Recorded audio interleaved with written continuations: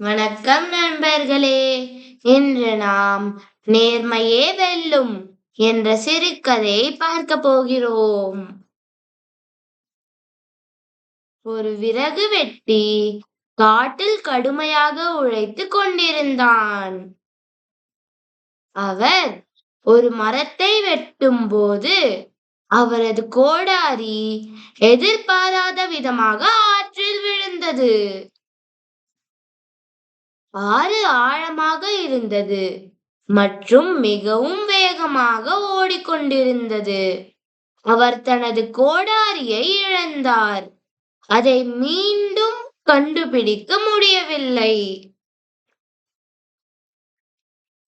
அவன் அழுது கொண்டிருந்த போது நதியின் கடவுள் எழுந்து என்ன நடந்தது என்று கேட்டது.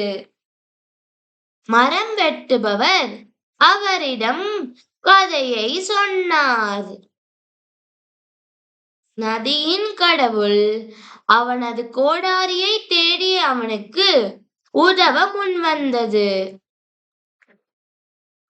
கடவுள் ஆற்றில் மறைந்து ஒரு தங்க கோடாரியை மீட்டார். ஆனால் மரம் வெட்டுபவர் அது தன்னுடையது அல்ல என்று கூறினார். கடவுள் மீண்டும் மறைந்து ஒரு வெள்ளி கோடாரியுடன் திரும்பி வந்தார். ஆனால் விறகு வெட்டி அது தன்னுடையது அல்ல என்று கூறினார். கடவுள் மீண்டும் தண்ணீரில் மறைந்து இரும்பு கோடாரியுடன் திரும்பி வந்தார்.